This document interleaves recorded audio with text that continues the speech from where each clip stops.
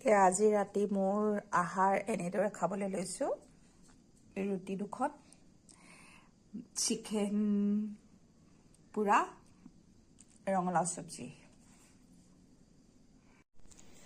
এয়া আজি মোৰ ৰাতি কিনো খাইছোঁ তাকে আপোনালোকৰ লগত শ্বেয়াৰ কৰিছোঁ। আৰু এয়া আজি মানে বতৰটো অলপ ঠাণ্ডা ঠাণ্ডা লাগিলে, সেইকাৰণে ভাবিলোঁ যে পুৰা বস্তু কিবা এটা খাব মন গ'ল। সেইকাৰণে চিকেন কেইপিচমান এনেকৈ পুৰি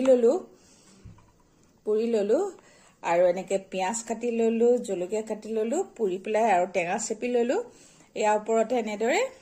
আৰু এয়া ৰঙালাও চব্জি অলপ বনালোঁ আৰু এয়া ৰুটি বেছি নাই লোৱা,